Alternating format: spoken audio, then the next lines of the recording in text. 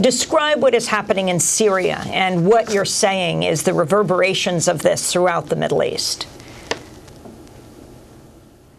Well, the war gets more and more intense. The fighting gets heavier. But I think we also have a stalemate. The government has been quite successfully advancing, has just taken the town of Qusayr, as you mentioned, and has also moved south towards the Jordanian border. But the impression I get is that there was an exaggerated idea in the last 2 years that Assad was going to go down.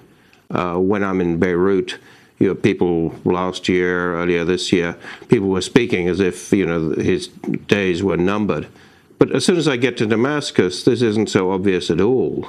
I could drive from Damascus up to Homs, which is the third biggest city in Syria, about 100 miles away, without any guards.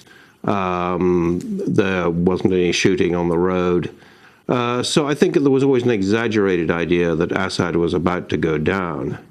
The other big change in the Syrian conflict is the way it's very visibly spreading. It's spread to Lebanon.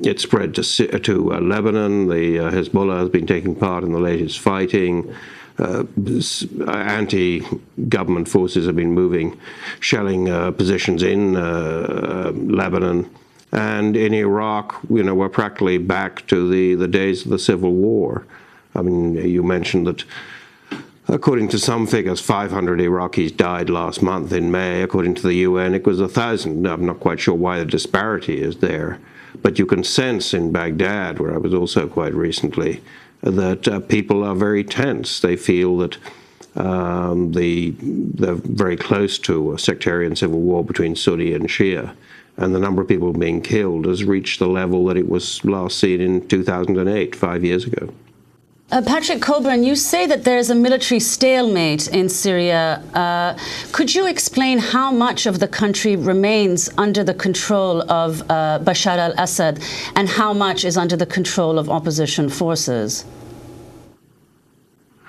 Right. I mean, what surprised me over the last sort of year is that you'd hear foreign leaders say Assad is about to go down, or alternatively, his departure should be a precondition of any talks, while at the same time Assad controls and has controlled all but one. I think there are 16 provincial capitals in Syria, and he held 15 of them. So they hold most of the population centers.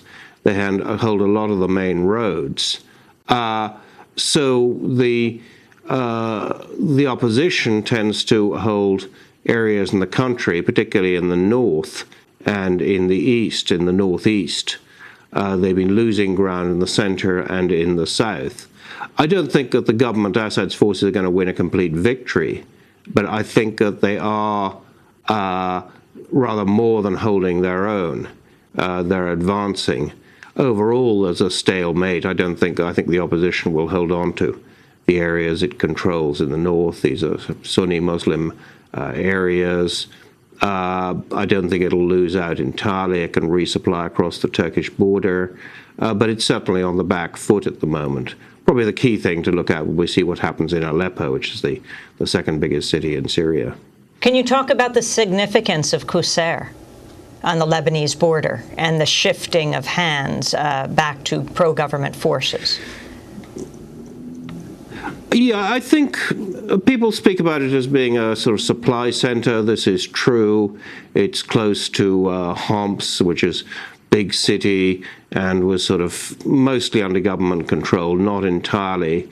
And supplies and reinforcements were moving through Qusayr, so there's a military loss. On the other hand, it's not the very main supply line of the rebels. That mainly comes through Turkey. Most of the Turkish border is no longer controlled by the government. Those are the main supply lines. Most of the ammunition and weapons are coming through there.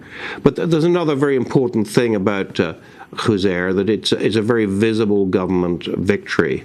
For 2 years, it looked as though the government was losing ground, maybe slowly losing ground, and there was a feeling of inevitability. for a lot of the time that Assad would eventually go. That isn't there anymore. And one of the reasons it isn't there is that the war has spread, that it's not just, at the beginning you could describe this war as being maybe primarily a popular uprising against a dictatorial government, but now so many other conflicts have fed in, including the whole Shia-Sunni dispute in the Middle East. The Shia in Iraq and Lebanon feel threatened, so they're pitching in. That's not surprising. And as Hezbollah has decided to make a full commitment to what it sees as its side in the Syrian civil war, so that's a big change.